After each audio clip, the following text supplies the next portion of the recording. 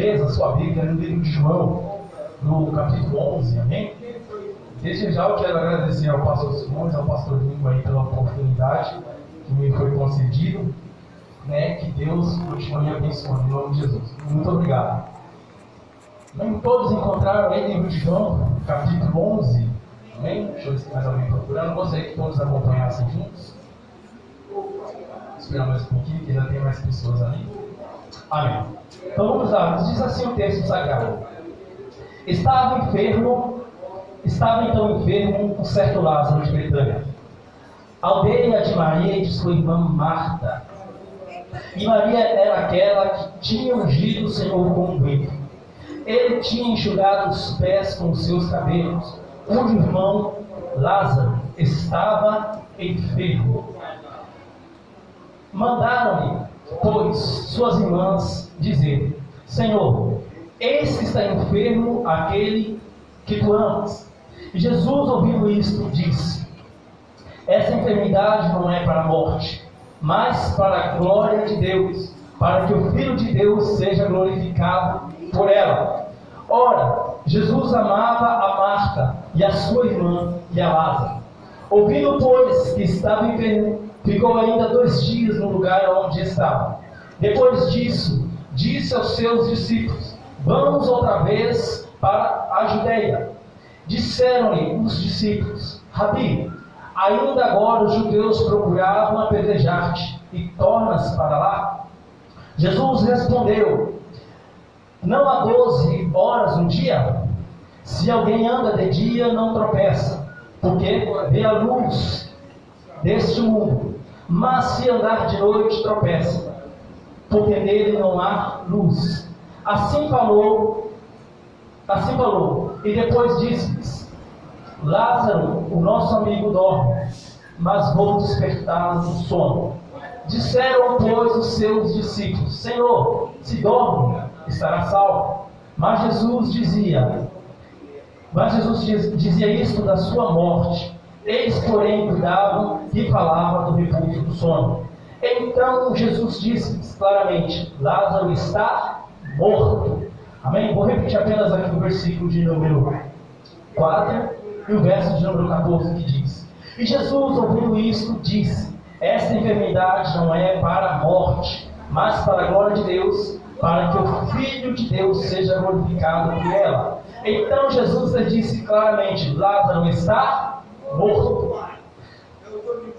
O texto onde nós lemos, ele apresenta 3 cenários importantes para a vida cristã, para a fé cristã, e também um cenário muito importante para a contribuição do Evangelho e do anúncio do Evangelho. Já que no original a palavra Evangelho significa boas novas, boa notícia. O texto onde nós lemos, ele nos apresenta o primeiro cenário, que é... O texto ele se inicia dizendo: estava, porém, ou estava então enfermo um certo Lázaro. O ambiente em que a Bíblia inicialmente nos descreve é um ambiente, um cenário de dor, de sofrimento e de luta pela vida, de uma luta pela sobrevivência. No versículo 2, nós encontramos Marta e Maria enviando um mensageiro até Jesus. Notemos nesse texto que nós não precisamos finalizar, por exemplo, esse capítulo, esse texto, para entender que a doença que Lázaro estava enfrentando era uma doença grave. Notemos que no capítulo 1, no versículo 1, no segundo versículo onde nós lemos, nós vamos encontrar Marta e Maria enviando um mensageiro até Jesus. É possível notar aqui um certo desespero, um certo temor no coração de Marta e Maria, ao encontrar o seu irmão ali num estado de enfermidade, de uma doença que, acredito eu, que pelo teor, pela forma com que elas enviam o mensageiro até Jesus, elas estavam provavelmente pressentindo que aquela doença não era uma doença comum, mas que aquela doença possivelmente levaria Lázaro à morte. Para nós entendermos desde já, imagina você num cenário onde encontra alguém na sua família que está, por exemplo, gripado, uma doença comum, A primeira coisa que você vai dizer para uma pessoa dessa: olha, compra ali um Cinegripe, um Benegripe e vai melhorar, né? Ou vai ali no lupa ali, toma uma injeçãozinha, um dia depois você vai ficar 0 bala. Só que nesse texto, olha só que coisa interessante, que quando Marta e Maria, elas percebem o grau do teor da enfermidade, da doença de Lázaro, elas dão uma importância tão grande para essa doença e elas sentem o temor da morte ali, ao ponto delas chegarem e querer comunicar a Jesus acerca da enfermidade. Note, quando alguém se encontra enfermo no estado grave, por exemplo, se você conhece alguém, um ente querido, um amigo, por exemplo, ele recebe a notícia de que está com câncer, ou que está entubado num leito de hospital, a primeira coisa que você vai fazer quando você pressente que esse alguém vai morrer, é avisar os seus entes queridos. Você vai avisar a família, vai avisar os amigos próximos da família, para que eles saibam o que está acontecendo e estejam prontos e preparados para velar, porque pressentem que aquela pessoa não vai durar muito tempo. Marta e Maria se encontravam exatamente nesse mesmo contexto. Quando Lázaro ele cai enfermo e adoece, nesse cenário de dor, nesse cenário de um pré-luto, nesse cenário onde elas começam a sofrer também e sentem em si a agonia que Lázaro sentia acamado, enfermo, logo então elas decidem anunciar para Jesus. Um mensageiro, segundo o texto bíblico, ele vai até Jesus e diz: olha, mandaram avisar que aquele a quem você ama se encontra enfermo. O texto ele vai nos apontar então esse primeiro cenário, que é o cenário de dor, o cenário de uma luta pela vida, de uma luta pela sobrevivência. Mas este não é o cenário mais importante desse texto. Este não é o cenário que nos chama a atenção. Não é esse cenário do texto que tem a sua devida importância. Não é esse estado em que Lázaro se encontra que tinha uma importância extrema. Apesar de Lázaro ele ser importante para Jesus, apesar que toda a vida é preciosa e valiosa, este não era o cenário principal e este também não é o foco deste texto bíblico. No decorrer dessa história, nós vamos encontrar Lázaro como aqui um ponto apenas nesse grande texto. Mas Lázaro não era a pedra principal desse texto. Lázaro não era o foco principal desse texto. O cenário em que Lázaro estava não era o cenário principal desse texto. Digamos que esse texto foi como se houvesse um grande show. E nesse show viessem vários artistas se apresentar. E dentro desses artistas, talvez haveria um público para prestigiar o show, mas o show em si não era a coisa mais importante para ele. Porque por trás de um grande show existem os bastidores. E por trás dos bastidores existe um grande trabalho. Existe muita atenção envolvida, existe muita capacidade envolvida. E neste cenário que nós lemos, Lázaro não é o protagonista da história. Embora muitos pregadores e muitas pessoas, quando contam a história de Lázaro, e quando elas falam sobre Lázaro, eles apontam Lázaro como o grande anfitrião, apontam Lázaro como o grande protagonista dessa história. Mas no decorrer do texto nós vamos encontrar que Lázaro não é o grande protagonista da história. Nós vamos ver que a enfermidade, o cenário de luta, de dor e sofrimento, não era o fator carro-chefe da história. E nós vamos ver também que nem mesmo a morte de Lázaro era o carro-chefe da história. Por trás de tudo isso, existe algo muito mais importante que nós vamos ver de acordo com o texto. O segundo cenário que nós encontramos nesse texto está ainda no versículo de número 3, do mesmo texto, que nos diz assim.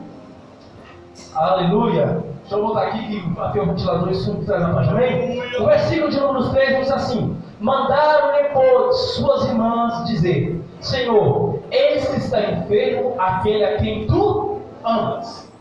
O segundo cenário que nós encontramos aqui é o cenário da importância que Lázaro tinha para Jesus. Aliás, não só Lázaro, porque o texto ele também não menciona que Lázaro é importante para Jesus. Mas o texto em si, mais à frente, nós vamos encontrar que o texto diz que Jesus amava Lázaro, amava Marta e amava a Maria. Ou seja, a família de Lázaro naquela cidade judaísta tinha uma grande importância para Jesus. Neste grande cenário aqui, também mais lá na frente do texto que eu vou adiantar, nós vamos encontrar que quando Lázaro morre, está escrita a seguinte expressão: Jesus chorou. Algumas pessoas, quando leem esse texto, muitas vezes se esquecem de mencionar esse fator que nos lembra de como Jesus era humano. Apesar de Jesus ser Deus, apesar de Jesus ser 100% Deus, ele também era 100% homem. E como 100% Deus, ele mais do que ninguém conhecia o amor. Mas como homem, ele conheceu o amor sentindo na pele a alegria e a tristeza de carregar o fardo de cada dia lutar pela vida. Como Deus, ele conhecia 100% amor, porque a Bíblia diz que Deus é amor. E a Bíblia também diz que o amor de Deus está derramado em nossos corações pelo Espírito Santo. Então, como 100% Deus, ele era amor e conhecia o amor. Ele é o Criador, o autor do amor, o autor e consumador da fé e da salvação. Mas como ele deu o amor, passando, sofrendo na pele, a alegria e a tristeza de carregar o fardo pela luta a cada dia. Então Jesus, ele tinha esse seu lado humano que nós não podemos esquecer. Nós não podemos esquecer que o Criador, aquele que fez todas as coisas, aquilo que no livro de João diz que no princípio era o Verbo, e o Verbo estava com Deus, e o Verbo era Deus, e o Verbo se fez carne, e o Verbo que se fez carne habitou entre os homens. Ou seja, esse Deus Todo-Poderoso sentiu na pele, se tornou um homem, sangrou, sofreu. E é importante ressaltarmos ainda nesse texto, que está aqui nesse texto também, é que quando nós falamos de Jesus, muitas vezes do sofrimento, da carga dramática de dor, de luta de Jesus, normalmente nós mencionamos a cruz, mas é importante lembrar que antes da cruz Jesus sofreu. Muitos antes de Jesus anunciar a sua morte, ele sofreu como? Sofreu como homem, sofrendo as mesmas tentações que eu e você sofremos. Ele sofreu como homem chorando, ele se entristeceu, ele sentiu fome, ele teve sede, ele sentiu a dor de lutar cada dia pela sobrevivência. A Bíblia nos diz que Deus, Jesus, ele aprendeu a obedecer a Deus por meio do sofrimento. Não sou eu. A Bíblia diz que Jesus aprendeu a obediência por meio do sofrimento. Jesus, mais do que ninguém, sentiu na pele a dor de ser um homem, a dor de ser um ser humano.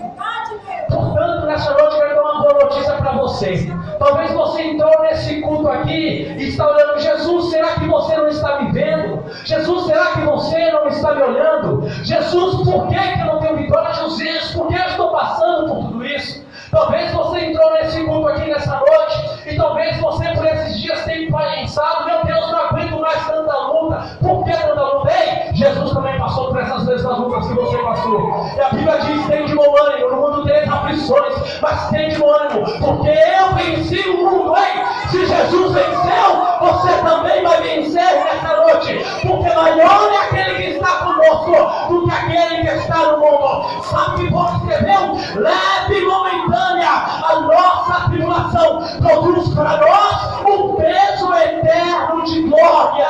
Ei, nessa noite, quero que você saiba: Jesus experimentou as mesmas dores que você experimentou.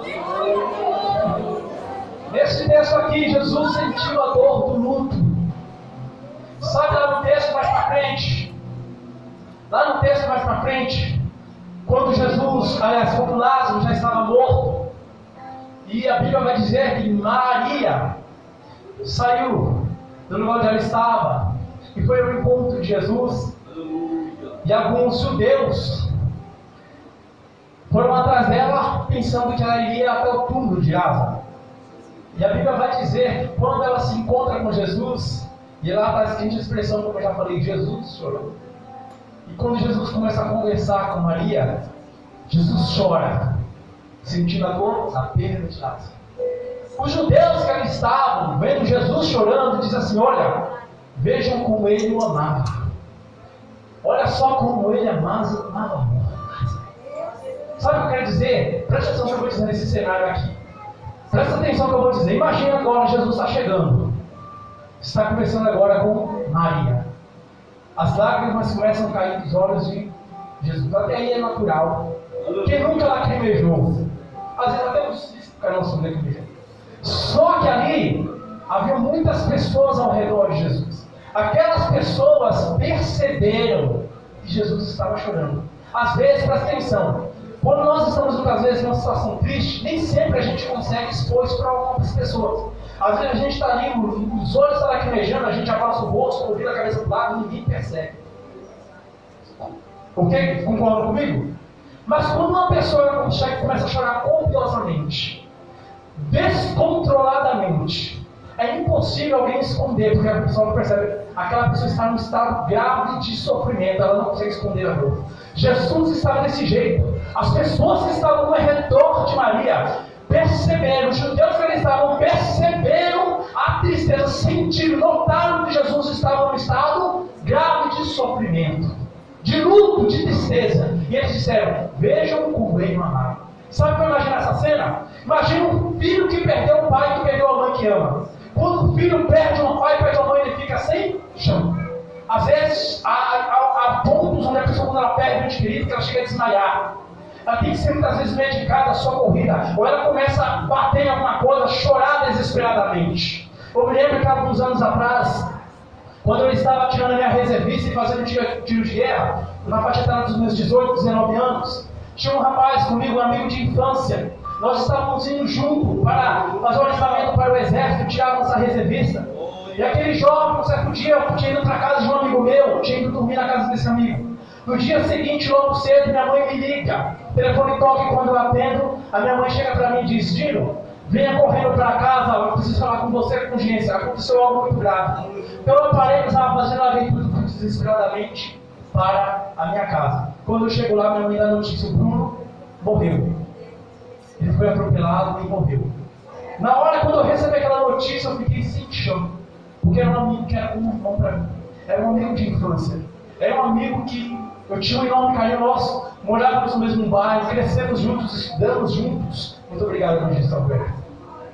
E eu senti a dor daquela perda. E eu fiquei com aquela dor por vários dias. Eu fiquei completamente sem chão.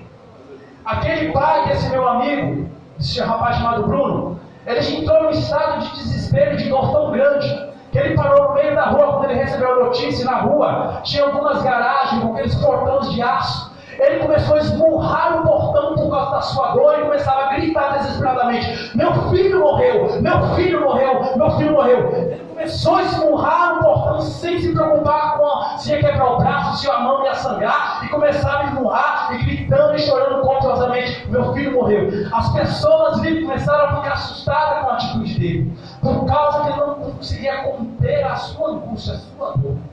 Jesus estava nesse mesmo estado. As pessoas que estavam ali perceberam, notaram o estado, a gravidade do sofrimento de Jesus com a perda de Jesus. E eles então disseram: olha só como ele o amava. Isso está no texto, irmão. Está mais na frente.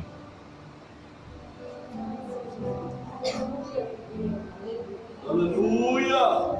Uma certa vez, Jesus estava pregando e algumas pessoas anunciaram: Jesus, olha, a tua mãe e os teus irmãos estão aí, a tua família está aí. Jesus disse: a minha família são aqueles que ouvem e fazem a vontade do meu. Aleluia! Ei, você é a família de Jesus. Ei, você tem um valor para Jesus. Ei, Jesus te ama. E sabe qual é uma coisa que Jesus não suporta? É ver aquele a quem ele ama se perder.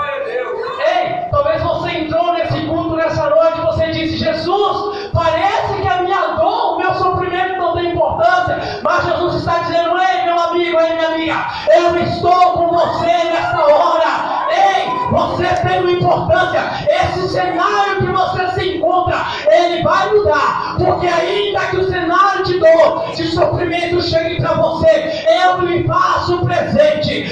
Eu me faço presente. Eu me faço presente. E eu me faço presente contigo. A Bíblia diz que Deus é socorro bem presente no dia da angústia. O salmista Davi escreveu: "Levarei os meus olhos para o monte, de onde me virá o socorro? O meu socorro vem do Senhor que fez os céus e a terra." O salmista também escreveu: "Quem é o homem para que dele o Senhor se lembre? Mas contudo, ainda que Deus seja exaltado, Ele olha para o pequenino na face da terra." Ei, o texto bíblico diz também: "Destituídos todos pecaram, portanto, destituídos foram da glória de Deus. Mas agora, Cristo em nós, a esperança da glória." Então esse é o segundo cenário que nós encontramos. O valor que tem uma alma para Jesus. Olha só o que a Bíblia diz: que a vontade de Deus é que nenhum dos seus se perca. Ei, sabe aquele canto que você está orando? A vontade de Deus é que ele não se perca. Sabe aquela pessoa que está enferma na tua casa, na tua família, aquele amigo que você ama que está enfermo, que está afastado, que está nas drogas, que talvez está no crime? A vontade de Deus é que ele não se perca. Sabe essa luta que você está enfrentando, que você está passando, que você acha que tem jeito? A vontade de Deus é que você não se perca. Você sabe qual é o maior valor que nós encontramos na Bíblia para nossas vidas? É que nós éramos inimigos de Deus. Eu, o evangelista Gino, pastor Simões, pastor Lincoln, são bênçãos, não são? O evangelista Roberto, bênção? O evangelista, esqueci o nome dele agora. É o Donizete. É bênção de Deus. Os irmãos apóstolos, você que está me ouvindo, é bênção de Deus. Mas um dia nós somos inimigos de Deus por conta do pecado. Um dia nós somos separados de Deus por conta do pecado. Um dia nós estávamos distantes, aniquilados, totalmente fora do plano de salvação. Mas Deus nos amou de tal maneira, João 3,16, porque Deus amou o mundo de tal maneira que deu seu único Filho, para que todo aquele que nele crê não pereça, mas tenha a vida eterna. Você tem importância para Jesus ou não tem? Jesus te ama ou não te ama? Nós éramos inimigos, um dia separados. Lázaro um dia também era inimigo de Jesus. Marta, Maria, um dia também era inimiga de Jesus. Mas por conta do amor de Deus, quando eu falo inimigo, eu digo por conta do pecado, porque o pecado nos separou de Deus.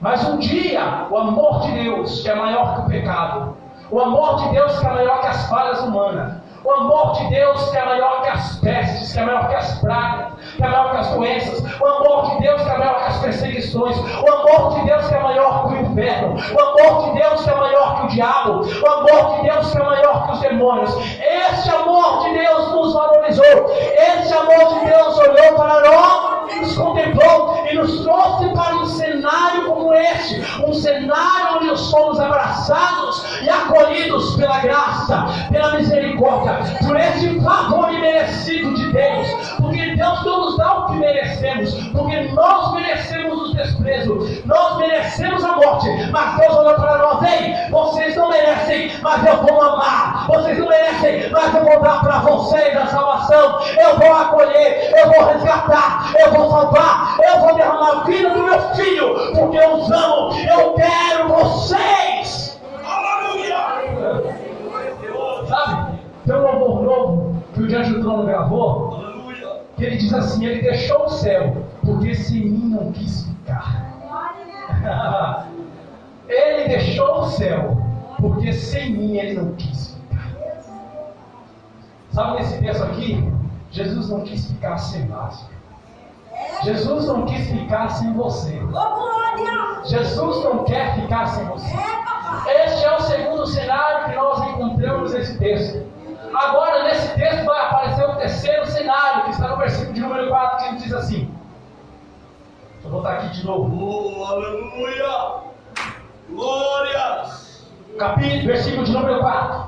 E Jesus, ouvindo isso, disse: essa enfermidade não é para a morte, mas para a glória de Deus, para que o Filho de Deus seja glorificado por ela. Tempo já tem que pensar aqui. Essa enfermidade não é para a morte, mas é para a glória de Deus, para que o Filho de Deus seja glorificado por ela. Primeiro aspecto, irmão, que eu encontro dentro disso, esse é um cenário muito importante. Por quê?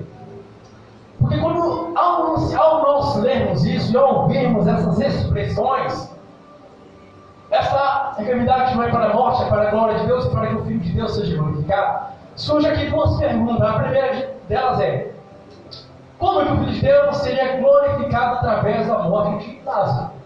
Essa é uma pergunta importante desse texto e até uma pergunta-chave também, é a resposta para o próprio texto, para a própria pergunta. Como que o Filho de Deus seria glorificado para a própria morte? E a outra pergunta é: Jesus ele diz, a enfermidade não é para a morte. Mas no versículo 14, Jesus vai dizer para os discípulos: ó, Lázaro morreu.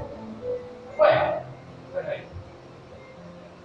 Jesus disse que não era para a morte, o camarada vai lá e simplesmente ele mesmo, da boca dele mesmo, sabe, o camarada morreu. O interessante também nesse texto é que quando o mensageiro ele chega até Jesus, Jesus não dá muita importância para ele não. Aleluia! Se você for ler lá no texto, a Bíblia vai dizer que Jesus ainda permaneceu 2 dias no lugar onde ele estava.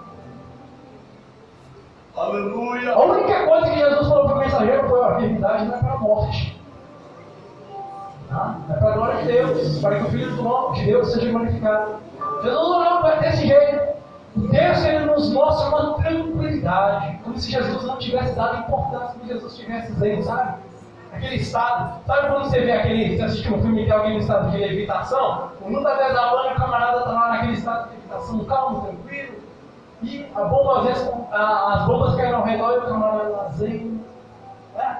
Fazendo às vezes até yoga lá. Jesus estava mais ou menos nesse estado, sabe? Parece que não deu muita importância. Olha, Lázaro, quem você ama, está enfermo lá, está prestes a morrer. A enfermidade não é para a morte, não, tudo bem. E a Bíblia diz que ele ainda permanece 2 dias no lugar onde ele estava. Aí, surgem essas duas perguntas. Se a enfermidade não era para a morte, por que então que Lázaro morre? Parece que a promessa falha, não parece? Se você ler o capítulo de número 4 e você ler o 14, se você não ler o texto todo, vamos pegar um versículo fechado aqui, certo? Vamos fechar o versículo, vamos pegar só o 4 e o 14. Parece que a promessa falhou, não parece? Se eu pegar só o 4 e o 14 e dizer: olha, a promessa não é para a morte, pegar o 14 e 10, Lázaro morreu. Parece que falhou alguma coisa, deu errado aí. Alguma coisa deu errado. Como é que você fala? Sabe, nesse contexto, vamos pegar só esses 2 versículos aqui, o 14, o versículo 4, reflete muito o nosso estado nos dias de hoje. Quantas pessoas nos nossos dias estão ouvindo, recebendo do próprio Deus uma palavra? Às vezes Deus levantou alguém e disse para aquela pessoa: olha, Deus vai te levantar, Deus vai fazer isso na sua vida, Deus vai restaurar, Deus vai salvar teu marido, Deus vai curar, Deus vai ressuscitar, olha, Deus vai transformar, não se preocupa não, Deus vai trabalhar, Deus está agindo. E com o tempo, a pessoa às vezes ela não vê acontecer o que ela quer. Quando ela não vê acontecer o que ela quer, ela começa a duvidar, porque ela não viu acontecer. Quando ela não viu acontecer, ela duvida. Normalmente a primeira coisa que essa pessoa quer fazer é: vou sair da igreja, vou para o mundo. Não vai acontecer esse negócio aí, quer saber, não vai acontecer.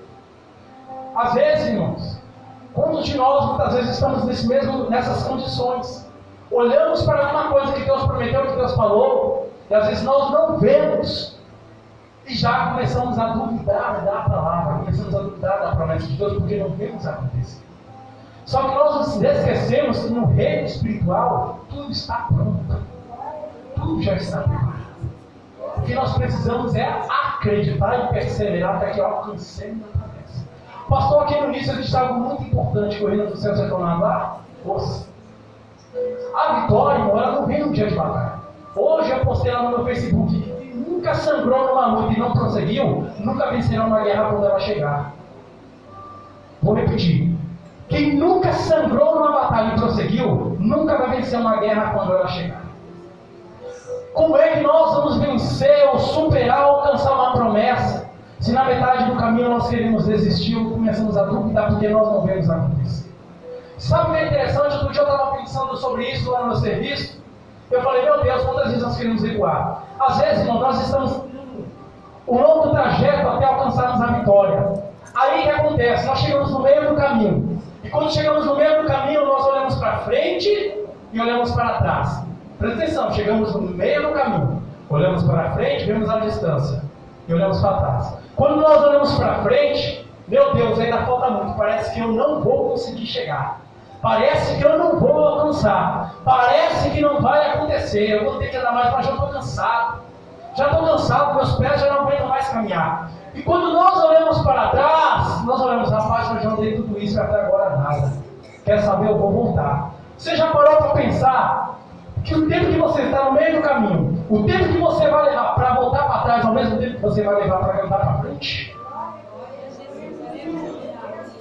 Você já parou para pensar que o tempo, a força, a energia, o esforço que você vai fazer para voltar para trás, você poderia usar para caminhar ao encontro da sua vitória, ao encontro do seu milagre?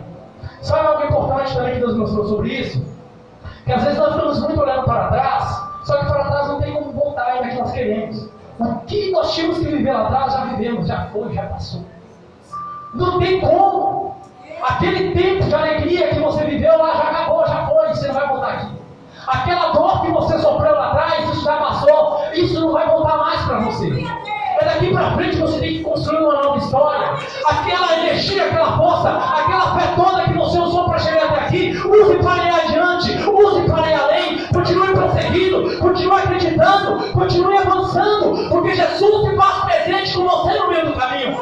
Sabe de uma coisa? A mesma voz que te diz, ei, estou contigo. Certa vez a Bíblia diz que estavam dois discípulos no caminho de Emaús. Eles estavam chorando e sofrendo com a morte de Jesus. De repente se aproxima um homem com eles e começa a falar com eles, porque vocês estão chorando. Eles vão dizer, olha, você não ficou sabendo? Morreu Jesus, aquele que pregava, que curava, que amava os pobres, que andava com os pecadores, que fez milagres, que abraçava, que amava, que cuidava de todos. Ele morreu. A Bíblia vai dizer que de repente no meio do caminho eles começam a conversar com aquele terceiro homem, e aquele homem some no meio do nada. Quando eles se dão conta e percebem que aquele homem era Jesus, um olha para o outro e diz assim, olha, por acaso não queimava os nossos corações enquanto ele falava conosco? Sabe o que eu dizer com você nessa noite? Ainda que você esteja num tempo de angústia, ainda que o cenário seja de dor, você tem uma importância para Jesus, e por causa desse grande amor que ele tem por você, ele não te abandona, ele não te deixa, ele não te larga, ele te abraça, ele se faz presente e ele dá a vitória.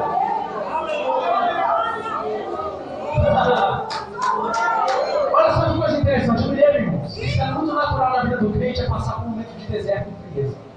Crente que não com frieza não sabe o que é andar com Deus. Crente que nunca experimentou a frieza não sabe o que é andar com Deus. Sabe por quê, irmãos? Porque a nossa força não vem de nós, ela vem da palavra. Se eu achar que a minha força, o que eu posso vir de mim mesmo, eu vou fracassar. Porque eu preciso entender que eu sou dependente da graça, eu preciso. E eu estava num tempo passando por um momento de deserto, uma frieza, uma escassez espiritual muito grande. E um dia eu falei, Deus, eu não aguento mais essa frieza. E eu já vinha pro culto, nem a presença de Deus eu sentia mais nos cultos. Um dia eu peguei, não aguentava mais, eu dobrei os meus joelhos e comecei a orar com Deus, comecei a falar, Deus, eu quero sentir a tua presença.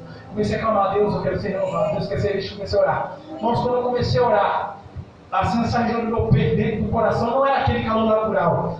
Começou a sentir um fogo, como se um fogo estivesse queimando dentro do meu coração. De repente aquilo foi me incendiando, foi me tomando conta. Daqui a pouco eu orando, comecei a falar em línguas. Daqui a pouco eu sempre tive o costume de orar e colocar alguns louvores ali com fundo, ali começar a orar e clamar. Alguns hinos que são propícios para momentos de oração. Comecei a sentir aquele calor. Sabe o que era aquilo? Era a presença de Deus ouvindo a minha oração. Era a presença de Deus ouvindo o meu clamor. Deus está aqui neste culto. Deus está na tua casa. Deus está com você na faculdade, Deus está com você na escola, Deus está com você nas ruas, Deus está com você no serviço, não importa onde você estiver, o Espírito de Deus está, e todas as vezes que você clamar, o Espírito de Deus, ele intercede por nós com gemidos inexprimíveis, e faz as nossas lágrimas encherem os odres de Deus. Aleluia. Para mim finalizar aqui, porque passou 1 hora e 40 minutos, eu não vou passar do horário. O terceiro cenário que nós encontramos é a glorificação do Filho de Deus. E aqui eu vou falar e vou encerrar, então são 8 minutos, dá para me encerrar. Então lá se encontrava enfermo. Marta e Maria pressentiam que aquela enfermidade levaria Lázaro à morte. Elas pressentiram tanto isso que foram anunciar a Jesus, que era quem amava Lázaro. Só que a Bíblia vai dizer, irmãos, que o amor e a fé de Marta era tão grande que elas acreditavam que Jesus ressuscitaria Lázaro. Quando elas chegam, as duas, tanto Marta como Maria, quando elas chegam até Jesus, as duas dizem: Mestre, se você estivesse aqui, Lázaro não teria morrido. Mas ela também vai dizer o seguinte: eu sei que se você pedir alguma coisa a Deus, Ele te concederá. Aí Jesus diz assim para ela: não temas, porque Lázaro há de ressuscitar. Aí ela olha para Jesus e diz: Mestre, eu sei que Lázaro há de reviver na ressurreição do último dia. Ela está dizendo o seguinte: Mestre, eu sei que no dia do arrebatamento da igreja, Lázaro há de ressuscitar. Mas Jesus disse assim: não temas, creia somente, porque aquele que crê em mim, ainda que esteja morto, viverá. Jesus estava dizendo: não temas, Lázaro vai ressuscitar. Só que, como eu falei, irmãos, 3 cenários. O primeiro era o cenário de sofrimento, de dor, de luta pela vida e pela sobrevivência. O segundo cenário que nós encontramos é a importância, o amor que Jesus tem por aqueles que são amados dele. Você é amado de Deus, nós somos amados de Deus. E nisso prova a Deus o seu amor por nós, que enviou o seu Filho para morrer por nós. Em morte de cruz. Sabia? O terceiro cenário que nós encontramos é a glorificação do Filho de Deus. Esse é o cenário mais importante. O cenário que é mais importante, principal, não era a morte de Lázaro, não era a enfermidade, também não era a ressurreição de Lázaro em si. Apesar que a glorificação tinha a ver com a ressurreição. Mas existia um costume do judaísmo, uma doutrina judaica, que dizia assim, que quando alguém morresse e ela ficasse no túmulo, o espírito dela vagaria por volta do corpo durante 3 dias. Isso era uma doutrina da época, uma doutrina judaizense daquela época, daquele povo. Eles acreditavam que quando alguém morria, o espírito vagava em volta do corpo por aproximadamente 3 dias, para que a oportunidade na esperança de que até em 3 dias alguém revivesse. Depois de 3 dias, não tinha mais jeito, era o fim de tudo. Antes de Jesus ele voltar para visitar Lázaro, ele já tinha ido até a Judéia, e ele já tinha pregado na Judéia. E lá na Judéia, ele havia anunciado que ele, Jesus, era o Cristo, ou ungido de Deus, o Mashiach, ou Yeshua no grego.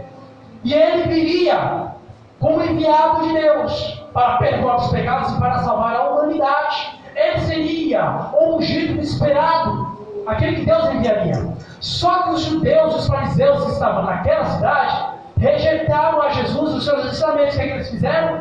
Vamos apedrejá-lo, conforme a Moisés, porque Jesus foi taxado como um falso profeta, um falso mestre. Na lei de Moisés, um falso profeta, um falso mestre, se ele profetizasse algo, ou se ele falasse em nome de Deus algo que fosse mentira, ele seria levado à morte. Vamos, se hoje em dia se não fosse assim ainda, tinha até de profeta morto por aí, tinha até de gente morta por aí que profetiza na carne. Hoje em dia só a graça do Cordeiro.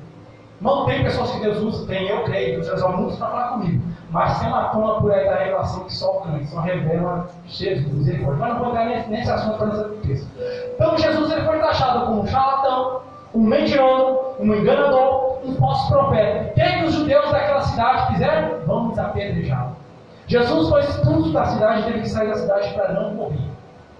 Só que quando Lázaro morre, aí vem o mensageiro e avisa: Lázaro, aquele plano que morreu. E quando Jesus decide voltar para a Judeia, os discípulos de Jesus não entenderam e disse: mas mestre, tentaram te matar, tentaram te apedrejar e você quer voltar para lá? Por que você está ficando meio doido? Está ficando maluco, rapaz? Tu vai voltar para um lugar onde tentaram te matar? Aí os discípulos de Jesus dizem: nós vamos ter a fidelidade dos discípulos. Muitas vezes nós criticamos Tomé, né?